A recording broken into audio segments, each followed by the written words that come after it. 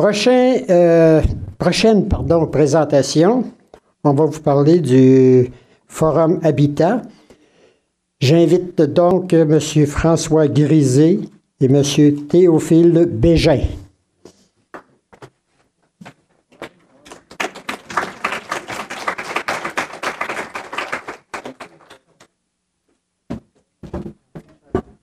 Ouais, mais je vais mettre juste les papiers dessus.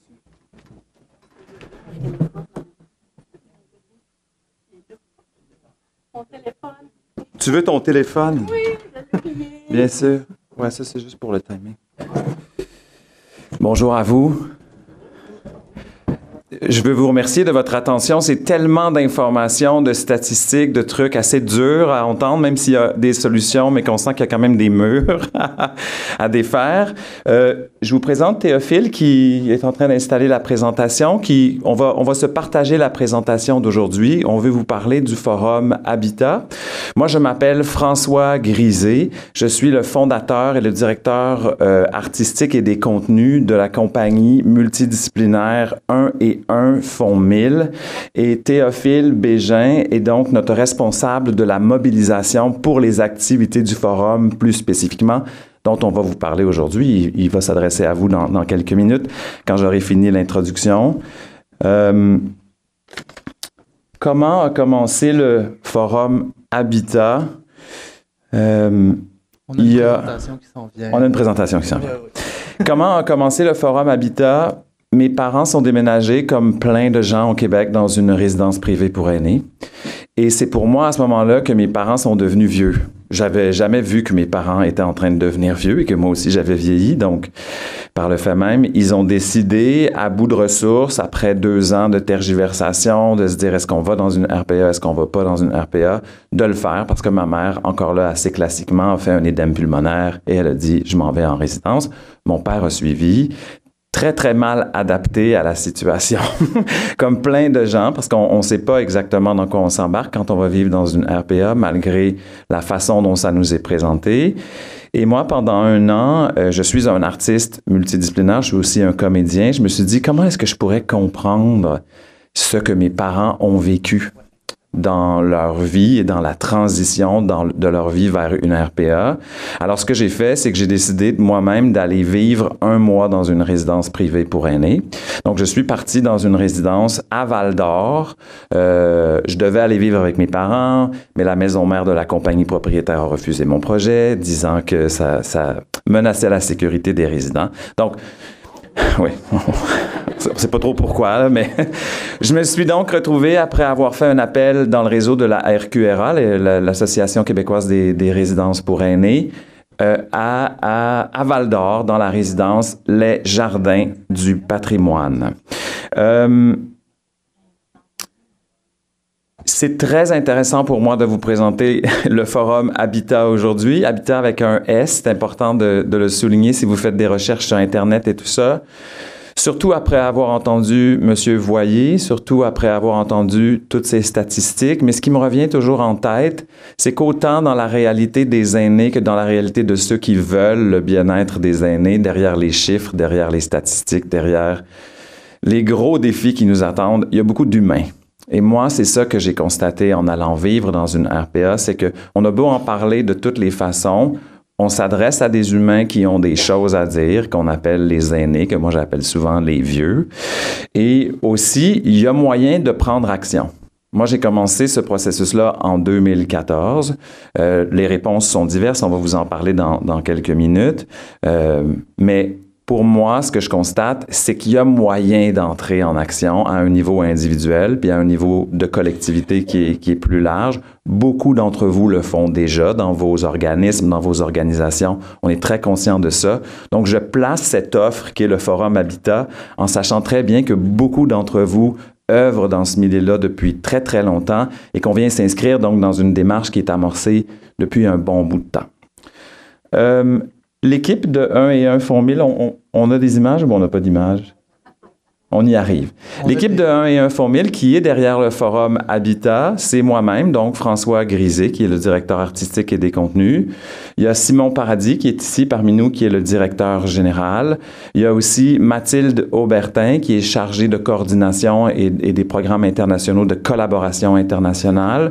On a Delphine Monta, qui est responsable des communications, et Théophile, à qui vous allez parler bientôt, qui, lui, est chargé de la mobilisation. Quelle est la vision derrière Habitat? La vision, pour moi, et j'étais très content d'entendre les interventions de M. Voyer à ce titre-là, c'est que moi, je me suis rendu compte, au fil des activités du forum dont on va vous parler bientôt, celles qui ont passé et celles qui s'en viennent, c'est qu'il y a plein de monde qui ont plein d'idées, plein de savoirs, plein de choses à dire, plein de solutions, mais qui se parlent pas souvent. Souvent, ils n'ont pas l'occasion de se parler. D'ailleurs, Brigitte, merci beaucoup de nous offrir cette agora pour qu'on puisse être ensemble puis parler de ces réalités-là. Mais surtout, dans le cas qui nous occupe, j'ai constaté que les gériatres avaient beaucoup de choses à dire, les sociologues avaient beaucoup de choses à dire, les démographes avaient beaucoup de choses à dire, les banquiers avaient beaucoup de choses à dire, etc., etc., etc., mais que ces gens-là, eux, ne se parlaient pas non plus. Donc, la vision derrière le Forum Habitat, c'est de créer des groupes de travail, et des groupes de travail purement multidisciplinaires qui incluent d'abord et avant tout des aînés. On vise que 50% des gens qui sont dans les interforums soient des aînés, mais surtout la vision, c'est que c'est un forum multidisciplinaire, donc qui regroupe plein de gens de plein d'univers différents. C'est vraiment très important pour nous. Donc, des gens de l'artistique, du scientifique, mais aussi de toutes sortes d'études. Ça considère l'habitat au pluriel. Pourquoi? Parce que ça considère l'habitat, bien sûr, comme le lieu où on vit, mais ça considère l'habitat comme le lieu où on vit, qui est notre corps, notre propre vieillissement, comment nous, on veut ou pas faire face au vieillissement. Je pense que on comprend que malgré l'urgence, il y a beaucoup de choses qui ne bougent pas parce qu'on est en déni autour des réalités aînées de façon globale. Pas vous, bien sûr, parce que vous êtes informés puis vous vivez avec ça tous les jours. Mais dans le monde en général, c'est un sujet dont on veut à peine parler, même si c'est tellement urgent. Puis donc, ça nous a mené au troisième habitat qui est, lui, l'habitat, les voisinages, les quartiers, les villes, la province, les pays. Donc, nous, on croit que la façon d'influencer les systèmes dont nous parlait M. Voyer, c'est de créer des activités un peu grassroots dans toutes les régions du Québec, de commencer des projets et de déjà mettre ensemble des gens qui sont ensemble, mais des gens aussi qui ne se parlent pas habituellement, comme je le disais, qui sont donc impliqués dans toutes sortes de disciplines différentes. Les objectifs de la rencontre, c'est de répondre à la question « Comment voulons-nous habiter notre vieillesse? » C'est notre question qu'on met au centre. Vous avez peut-être vu la dame là, qui dit si tu peux reculer on vieillit, on agit. On a eu une première marche dont on va vous parler bientôt, qui était la marche des aînés du 1er octobre 2021. Et notre thème, c'était « On vieillit, on agit ». Parce que ça, c'est l'autre affaire, moi, qui m'est apparue de façon très forte, c'est que pour remplir nos objectifs, on ne peut plus attendre. Et encore là, je souligne que vous attendez pas non plus, vous faites plein de choses, mais dans l'organisation, on se fixe donc 4 objectifs. Le premier, M. Voyer en a parlé, faire découvrir et connaître les organismes et les initiatives qui existent déjà. Il y a tellement de monde qui ne savent pas que vous existez, qui ne savent pas que le gouvernement offre des trucs, que le milieu communautaire offre des solutions, que le milieu privé offre des solutions dépendamment de nos moyens. Donc, le premier objectif du Forum Habitat, c'est de faire connaître les organismes et les actions qui existent déjà pour le public qui ne veut pas parler de ça ou essaie d'éviter de parler de ça, puis de leur donner une façon d'y arriver. Le deuxième objectif, on va entrer dans un monde qui est peut-être, vous me direz si c'est clair pour vous dans la période de questions, mais on est dans un processus donc de co-création. Co-création, ça veut dire qu'on met des gens qui habituellement se parlent peu ou pas ensemble, puis on les met ensemble pour trouver c'est quoi la question à se poser.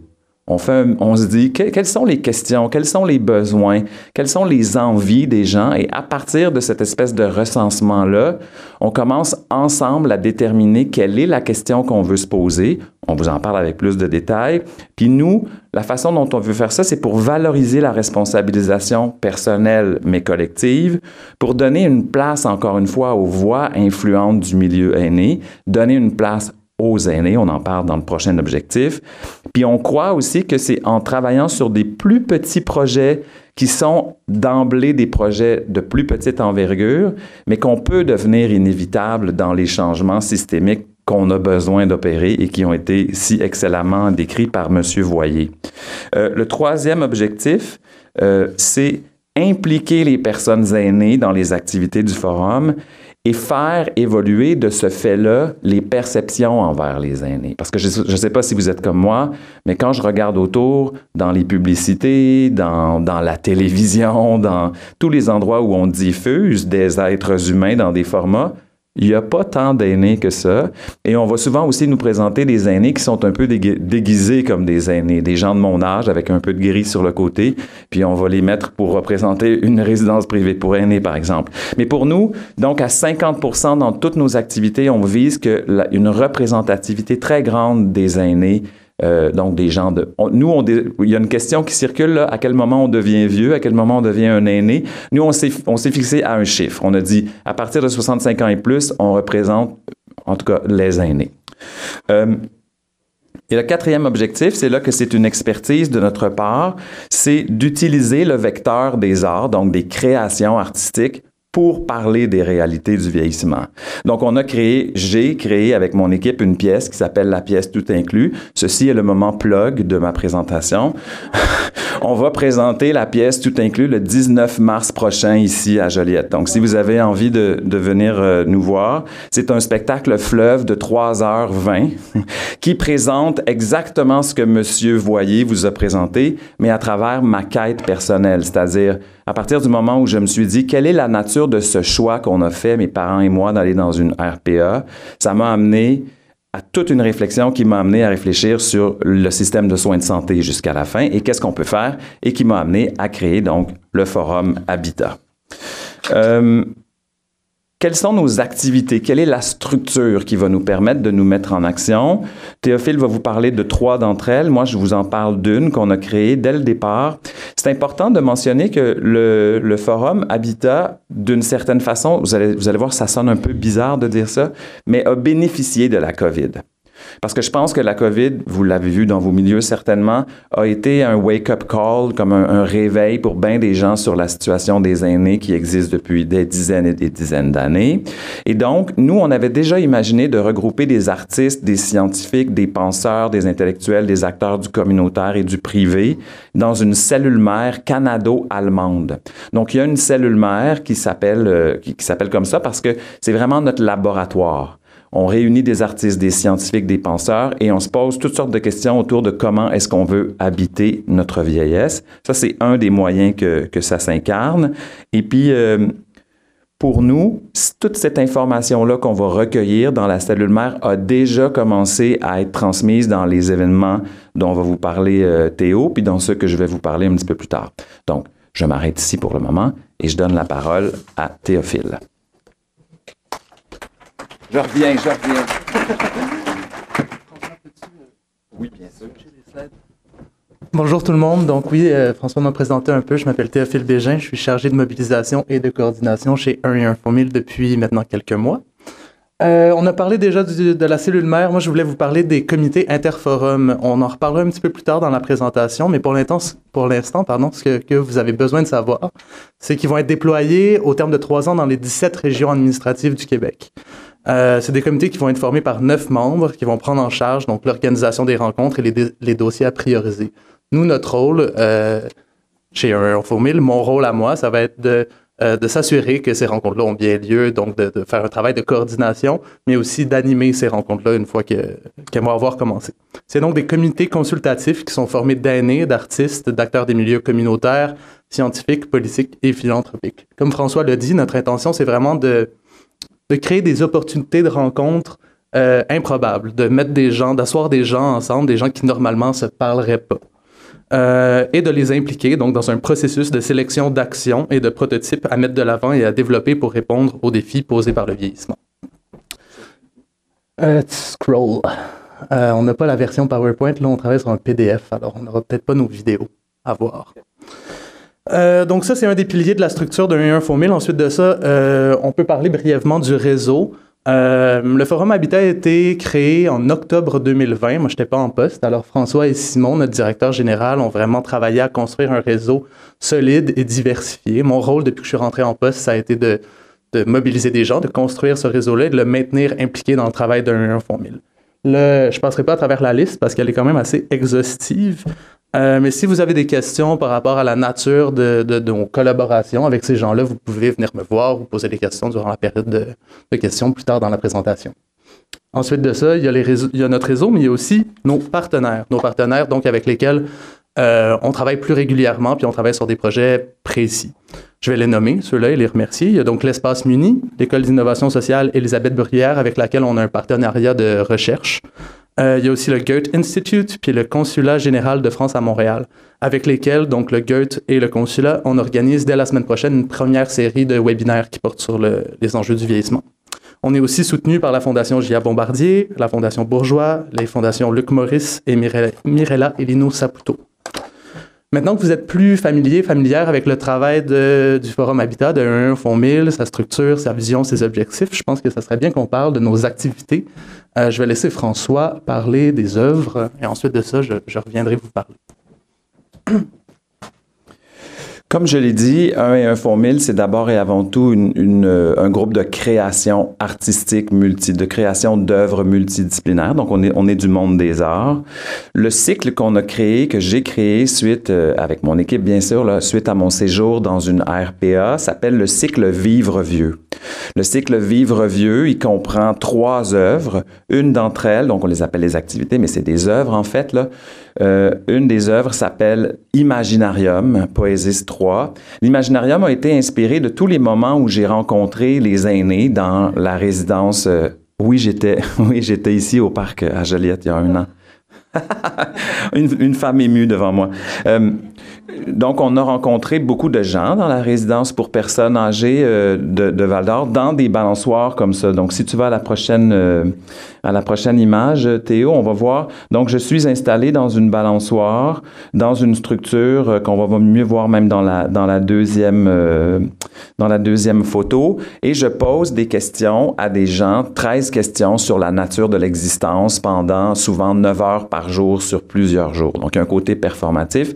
Puis, c'est vraiment une façon d'exprimer pour moi, encore là, je l'ai dit au début de la rencontre, que ce qui est au cœur de tous les apprentissages que j'ai faits dans le cycle Vivre Vieux, c'est que si on est tout seul, ça va vraiment pas si bien que ça, en fait. Donc, le plaisir de la rencontre, la nécessité de parler, d'écouter, de poser des questions s'incarne dans Imaginarium. Je vous ai déjà parlé de la pièce de théâtre documentaire qui s'appelle Tout inclus, qu'on va jouer, je vous le rappelle, le 19 mars prochain. Non, mais plus sérieusement, c'est une pièce qui est en développement depuis 2017. Donc, ça nous a pris 4 ans et demi pour arriver au bout de ce processus-là. On vient de présenter la pièce au théâtre du CEP. Ça s'appelle Tout inclus. Et ça pose la question, quelle est la nature des choix qu'on a fait devant la création des RPA? Comment ça se fait qu'au Québec, on a créé des RPA?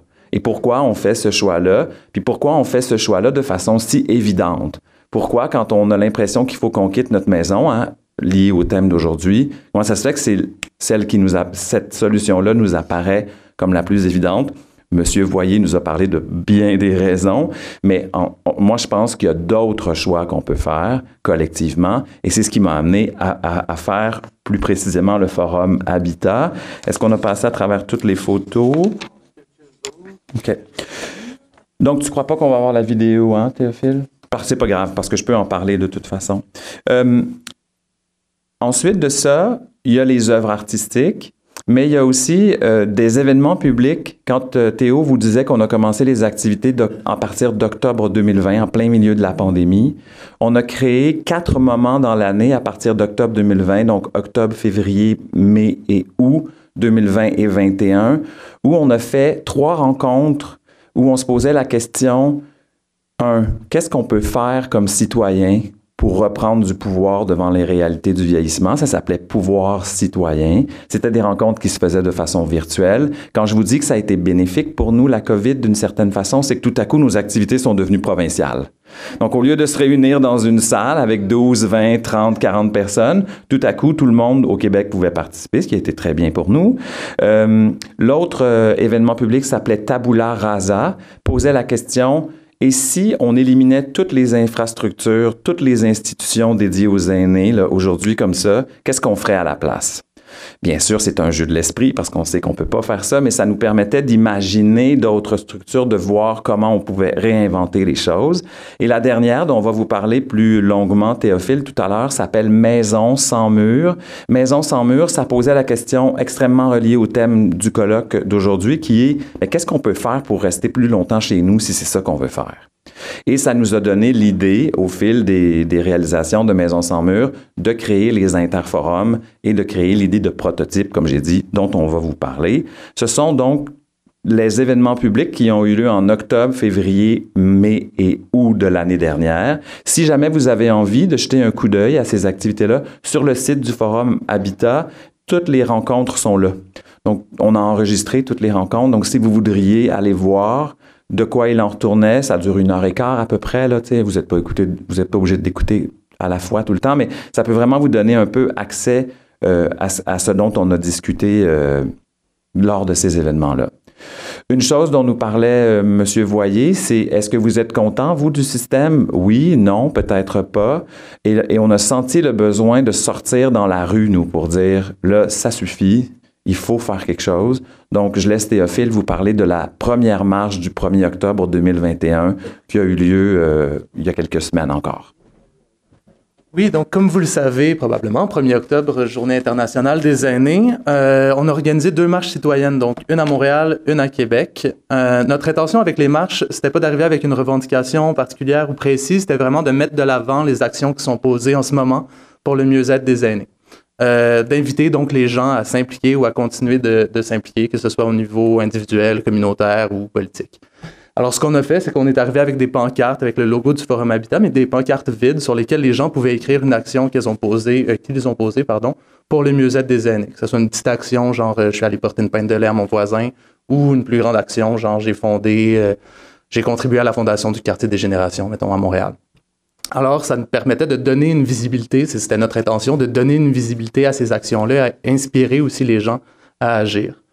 C'est dommage, on a une vidéo de présentation de la marche qui dure environ 3 minutes, mais là, comme c'est en PDF, on ne pourra pas vous la présenter. Éventuellement, ça va être disponible sur notre site web, alors vous pourrez consulter les vidéos à ce moment-là. Une vidéo pour Montréal, une vidéo pour Québec, bref. Mais là, on a pas mal fait le tour des activités qu'on a fait jusqu'à maintenant. Ce dont on voulait vraiment vous parler aujourd'hui, François et moi, c'est de ce qui s'en vient pour les 3 prochaines années. Donc, ce qui va nous occuper, nous, qui va devenir comme une grande partie de notre travail, c'est les interforums et le Forum national, les activités de prototypage. Alors, je vais laisser François vous parler des interforums plus en détail, que j'ai mentionné un petit peu plus tôt dans la présentation.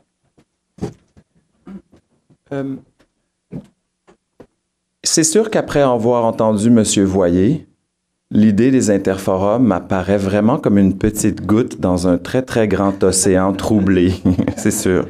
Cela dit, comme je l'ai dit en ouverture de la présentation aujourd'hui, moi, j'ai l'impression que ce dont on a aussi besoin, c'est de sortir de la paralysie qu'on ressent quand on a toutes ces statistiques, quand on a toute cette espèce de mur de problèmes qui nous abrivent en pleine face. Moi, j'ai l'impression qu'on a besoin de se redonner un peu de pouvoir d'agir. Et Habitat, c'est vraiment ça, et particulièrement les interforums. Qu'est-ce que c'est un interforum? On les appelle interforums parce qu'ils vont être appelés à s'interrelier et à travailler ensemble. Donc, l'interforum, c'est un comité consultatif, mais un comité actif qui regroupe des intervenants du milieu aîné ou pas, mais qui sont intéressés à se poser des questions autour de ces réalités-là.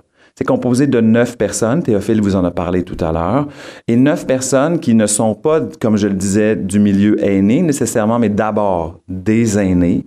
Mais on se dit, qu'est-ce qui arriverait si on mettait quelqu'un qui travaille dans un CIS, avec un artiste de la photo, avec un banquier, avec un propriétaire de RPA, avec quelqu'un qui fait de l'architecture, puis quelqu'un qui vit dans la rue puis qui a 75 ans et plus. Qu'est-ce qui arriverait si on mettait tous ces gens-là ensemble pour créer des solutions ensemble? Et ça s'appelle pour nous un interforum. Comme Théophile le dit aussi, les interforums vont avoir lieu dans les 3 prochaines années, on l'espère, dans les 17 régions administratives du Québec. Mais là, on s'ambitionnera pas tôt, on commence par 5. On est invité aujourd'hui à Lanaudière parce qu'on a visé Lanaudière comme un premier endroit où on pourrait créer un interforum. Donc, si jamais il y a des gens d'entre vous qui sont curieux, est intéressés, on va avoir une réunion d'information dans quelques semaines, quelques mois pour en parler un peu plus. Puis, je parlais des 4 objectifs de l'interforum. Donc, d'abord, recenser ce qui se fait, qu'est-ce qui arrive, et arriver à se demander ensemble avec ces gens-là qui sont pas nécessairement du même milieu à trouver une question claire. Théophile va vous parler d'une question qui a été développée par Maisons sans murs, et la question, c'était comment est-ce qu'on reste chez nous plus longtemps, mais d'une façon qui est pas usitée, puis qui est pas juste une façon santé, une façon région, une façon soins psychologiques, ou même juste de se dire j'ai besoin de faire mon ménage, j'ai besoin de me faire à manger. On veut vraiment mélanger les disciplines pour essayer d'être un peu à côté pour arriver avec quelque chose de très précis. Théophile va vous en parler. On vise donc les 5 régions de Lanaudière, Montérégie, Outaouais, Capitale-Nationale et Montréal pour la saison jusqu'en mai 22. Et en mai 22 va avoir lieu le premier forum national qui va regrouper les intervenants des 5 interforums de ces régions-là. Cette année, il va avoir lieu à Québec parce qu'on est en discussion avec certains autres partenaires là-bas qui se posent déjà des questions autour des réalités aînées. Donc, en mai 22 et pour toutes les années après, en 23 et en 24, tous les participants des interforums vont se réunir une fois par année pour venir parler de leurs idées, échanger sur les solutions qu'ils ont trouvées, sur les embûches qui se présentent à eux. Hein, Monsieur Voyer vous en a parlé, là. Il y a déjà plein de petits projets comme ça qui émergent, mais qui sont en ligne pour avoir l'approbation du ministère ou de la banque ou de toutes sortes de structures. Mais nous, on croit qu'on peut même trouver à l'intérieur des interforums des solutions pour financer ces projets-là et devenir visibles. La marche étant un moyen de devenir visible aussi, comme on vous en a parlé. Puis pour nous, l'idée d'un forum, c'est vraiment encore là pour briser les silos, donc à travers toutes les disciplines, mais rassembler le plus de monde possible, une fois par année, qui sont impliqués dans tous les interforums. J'ai demandé à Théophile de vous parler plus précisément du projet Maisons sans murs, parce que le projet Maisons sans murs donne vraiment une idée de toutes les étapes qu'on a prises pour créer une solution. Et ce qu'on propose à l'intérieur des interforums ressemble beaucoup à ce qui est arrivé un peu naturellement dans ce projet-là. Donc, j'invite Théophile à venir vous parler du projet Maisons sans murs. D'abord, ce que j'avais envie de vous dire, c'est que vraiment ce qu'il faut comprendre, c'est que les activités de prototypage, la mise en place de prototypes précis, reproduisibles à l'échelle du Québec, c'est vraiment ça l'objectif principal à moyen long terme du Forum Habitat. Pour vous parler de ça et vraiment que vous le saisissiez bien, je pense que Maisons sans murs, c'est un exemple intéressant. Moi, je fais pas partie de Maisons sans murs personnellement, alors vous m'excuserez, je vais utiliser les mots de Amélie Paquette qui préside, mais qui est porteuse du projet. Exactement. Alors, Maisons sans murs, c'est né des événements publics du Forum Habitat, en fait. C'est un groupe multidisciplinaire qui est formé d'hommes, de femmes entre 27 et 71 ans. Donc, des utilisateurs potentiels, un professionnel de la santé, un gestionnaire, une intervenante sociale, une enseignante, une animatrice d'ateliers créatifs qui, ensemble, comme on le mentionnait, se posent une question et essayent d'arriver à une solution précise. Leur premier constat, et on en a discuté plus tôt, c'est que la majorité des aînés veulent vieillir à la maison, mais que ça devient difficile à faire, d'abord parce que les ressources disponibles sont souvent mal réparties à l'échelle de la province, mais ensuite parce qu'elles sont souvent peu connues par les usagers. Donc, la problématique identifiée, c'est l'habitat chez les personnes vieillissantes. Et la question qui en découle, c'est comment choisir de vieillir à la maison. Alors, c'est cette question-là que les gens se sont posées au sein de Maisons sans murs. Le processus a donc commencé avec les événements publics du Forum Habitat. Nous, ce qu'on a fait, c'est qu'on a facilité la mise en contact de toutes ces personnes-là, dans le cadre des événements publics dont François vous a parlé plus tôt. Ensuite de ça, il y a eu une étape d'idéation de projet qui a mené à la mise en place d'un groupe projet qui, lui, a identifié c'est quoi les besoins réels des gens. C'est un processus qui est nécessairement un petit peu plus lent, mais qui permet de bien s'asseoir pour déterminer c'est quoi la bonne direction à prendre. T'sais. Je pense que l'idée, c'est de ne pas être trop pressé là, dans le processus de Maison sans mur. Ils ont identifié plusieurs besoins. D'abord, besoin de valorisation, besoin d'appartenance, besoin d'expertise. Et ils ont identifié donc, à partir de ça, un objectif principal qui est de rendre les personnes âgées qui bénéficient souvent de revenus plus modestes autonomes dans la recherche de services spécifiques, spécifiques qui sont disponibles dans leur quartier et d'encourager, donc second objectif, les rencontres avec les membres de leur communauté, donc tous âges confondus. La réponse, il y a un objectif. Ensuite de ça, ce à quoi ils sont arrivés comme conclusion, comme réponse, c'est le développement d'un programme de mobilisation de ressources communautaires destinées au bien vieillir chez soi, à l'aide d'abord d'outils numériques, mais ensuite de réseautage communautaire. Ce qui est important de comprendre, et Amélie me l'a bien dit quand je l'ai rencontrée en prévision de ma présentation d'aujourd'hui, c'est que c'est pas une solution directement d'aide à domicile. C'est une solution de mobilisation communautaire pour des gens qui veulent rester chez eux. Et ça a mené, en ce moment, ce que ça fait, c'est que ils travaillent à mettre en place des ateliers sur des thèmes précis. Donc, l'entretien ménager, par exemple, la prise de rendez-vous médical, les courses hebdomadaires, la préparation des repas. Ces ateliers-là aussi vont guider les participants à bien utiliser les ressources numériques qui sont mises à leur disposition. Donc, c'est quoi les bonnes pratiques à identifier? C'est quoi les pièges dans lesquels il ne faut pas tomber en ligne, mettons? C'est quoi les enjeux de sécurité? Et ce qui est important de savoir, puis moi je trouve que c'est là que ça devient intéressant, c'est que les ateliers vont être présentés dans les bibliothèques publiques, dans le réseau des bibliothèques publiques du Québec, qui sont déjà des lieux communautaires et utilisés souvent par les aînés. Les premiers ateliers vont se faire probablement dans Rosemont et dans Huntsic, dans 2 quartiers de Montréal, mais c'est un projet, donc un prototype qui est reproduisible à l'échelle du Québec parce qu'il passe par le réseau des bibliothèques publiques. Son impact à long terme, c'est d'augmenter la perception d'autonomie chez les aînés, mais aussi d'augmenter le sentiment de confiance que les aînés ont quant à leur capacité à rester à la maison. Le projet se passe super bien. En ce moment, ils sont accompagnés, puis là, j'ai écrit, je pense, Solon Créatif, mais c'est Solon Collectif, qui les aide donc au développement du projet. Ils sont dans une 2e phase de sélection à la Maison de l'innovation sociale. Alors, je pense que les conclusions qu'on peut tirer de ce projet-là, d'abord, c'est que l'inspiration ne vient pas de solutions existantes, mais vient plutôt de besoins réels qui ont été exprimés à l'intérieur du Forum Habitat. Que c'est un comité multidisciplinaire, c'est ce qui nous définit là, en partie, ce qui définit notre pratique puis nos objectifs. Ensuite, que c'est un processus de co-création qui a duré plus ou moins 1 an, à temps partiel et de façon bénévole, et que ça a mené à quelque chose de vraiment plus concret.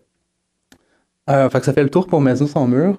Ensuite de ça, je pense qu'on voulait ouvrir la discussion maintenant, ou peut-être vous parler du calendrier. Là, je vais voir.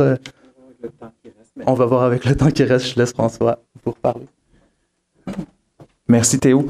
Pour résumer, si vous voyez bien le processus qui a été fait avec Maison sans mur, et ça parle vraiment de notre intention en 20 secondes, on se tourne vers les gens, majoritairement des aînés, on leur dit de quoi vous avez envie. Au-delà des besoins, de quoi vous avez envie? Quels sont les sentiments que vous vivez face à ces nouvelles réalités-là pour vous? Est-ce que vous avez des solutions en tête? Et à partir de ces solutions-là, on structure un groupe de 7, 9, 10 personnes. Dans le cas de Maison sans mur, ça a commencé autour de 12, ils sont devenus 8. Et ils portent le projet jusqu'à la fin. Et là, ils font des liens avec d'autres organisations qui permettent que le prototype, l'idée qui a été créée, puisse, elle, être reproduite dans d'autres régions du Québec. Donc ça, c'est le pari qu'on prend.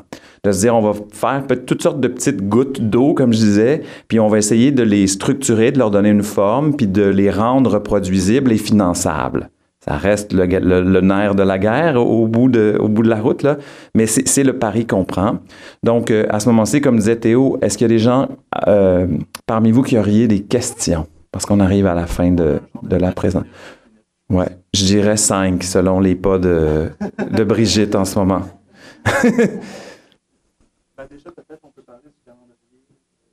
Donc, est-ce qu'il y a des questions ou tout est clair? C'est bon parce qu'on n'est pas obligé d'avoir des questions non plus, là. Je sais que ça a été un... Ah, il y a une main de levée, 2 mains de levée là-bas. C'est qu'on est pas mal nombreux, donc on est des voteurs aussi.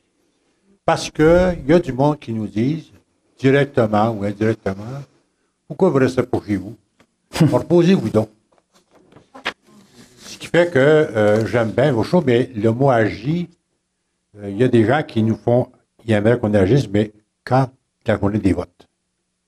Après ça, on pourrait rester chez nous, puis s'occuper du bridge, je ne sais pas quoi.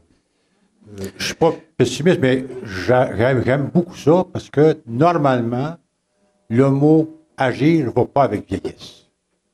Non. Et clairement, c'est très touchant pour moi ce que vous dites. J'ai oublié votre nom. Monsieur Dugas, Bédard? Dugas. Parce que c'est vraiment le premier mandat de Maison sans mur. Pardonnez-moi, de Habitat, ça l'était pour Maison sans mur aussi, mais donner une visibilité aux aînés et leur donner un endroit où ils peuvent parler des idées qu'ils ont, eux, par rapport à leur vieillissement.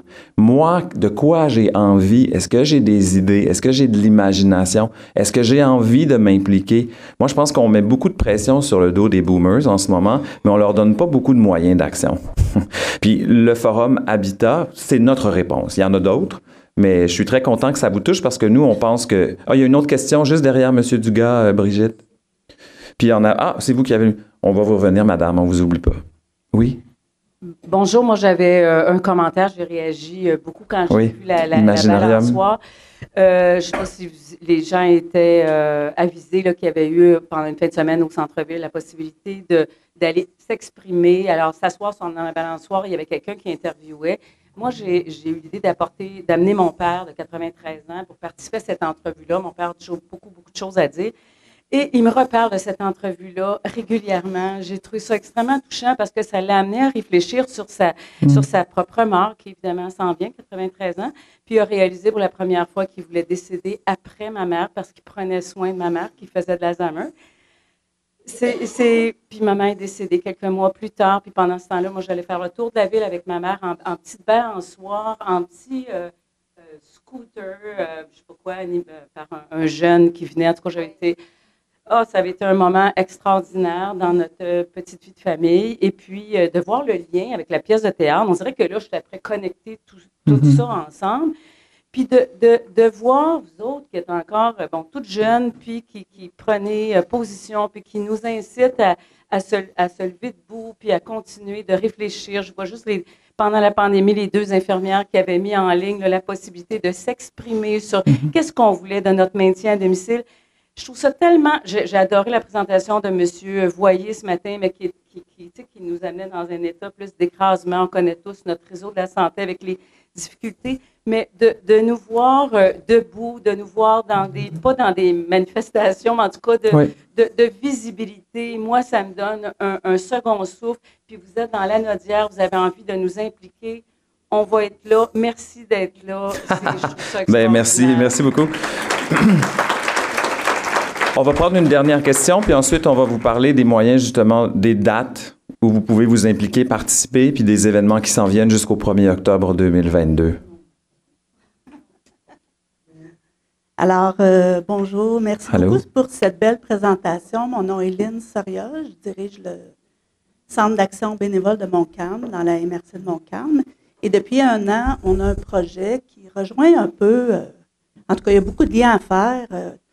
On se fait accompagner par une organisation de médiation culturelle qui est le Maritaire au niveau de la région. C'est un projet de création allié dans nos créations, ça s'appelle. Ça incite à interpeller les aînés de la communauté, de nos communautés, pour qu'ils participent à différents projets. On se rappelle qu'on est en pandémie depuis 1 an. Et pour nous, c'était un moyen de rejoindre les aînés à la maison, mais de les faire participer à un projet collectif qui va culminer au printemps, en mai 2022, par une grande exposition pour mettre en valeur toutes les créations qui vont avoir été faites par ces aînés-là de nos territoires. Et c'est des créations, oui, physiques, là, si on peut dire, manuelles, mais aussi au niveau des arts, de la danse, du chant, etc. OK? Ce que je voulais voir avec vous, c'est parce que je vois beaucoup de liens avec ce que vous faites, et j'aimerais voir la possibilité de peut-être créer un lien, peut-être d'ici cet événement-là, pour voir C'est avec toi. Alors, je vais aller te voir à la pause. Oui, on sera là sur l'heure du lunch aussi, là, donc si vous voulez. Il y a les cartons roses qui sont sur les tables. Ça, c'est pour prendre la trace un peu de notre site web, puis on va vous parler du code QR là, qui vous permet de vous inscrire à notre infolette, mais parlez à Théophile, puis c'est sûr qu'on veut entendre parler de votre projet. Là. Oui, puis la dernière partie, là, tous les questionnements et tout ça, je vois quelque chose de... Super. Qui pourrait être intéressant. Chris. Merci beaucoup. Une dernière question, peut-être? Ou juste... Vous allez parler à Théophile? Mon Dieu! Vous êtes rapide. Si tu permets, Théophile, je vais enfiler le calendrier parce qu'il reste peu de temps. Puis... Donc, les dates importantes. Du 16 au 25 novembre, donc tout prochainement, il y a une série de webinaires qui se questionnent, ça va particulièrement vous intéresser, là, alliés dans notre création, sur quelle est la place de la culture dans le bien-être des aînés.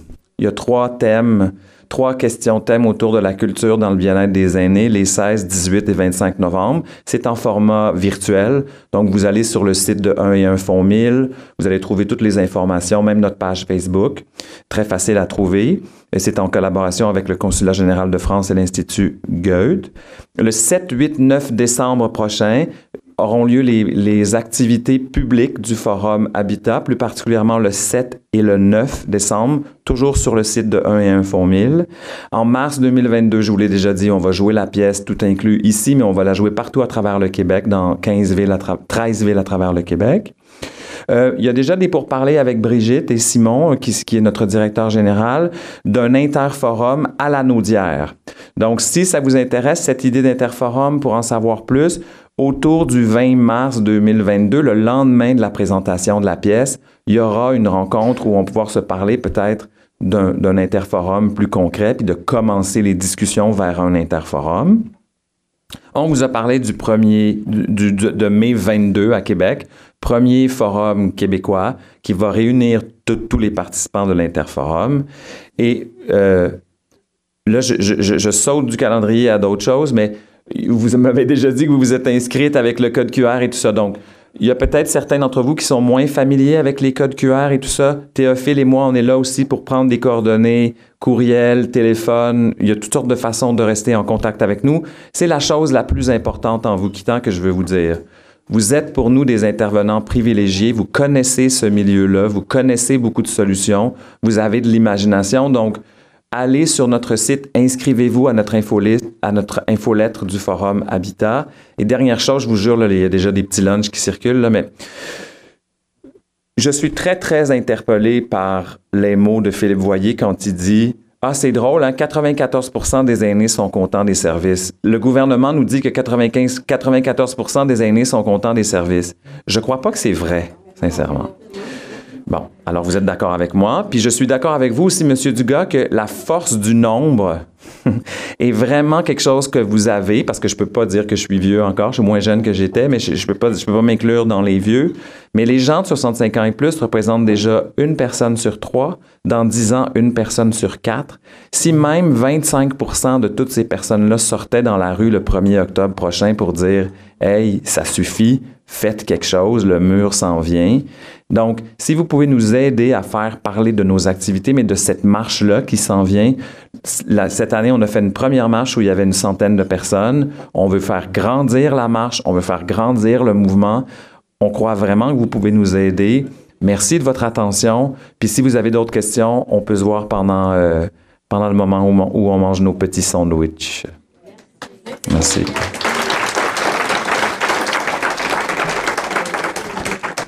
Monsieur le MC.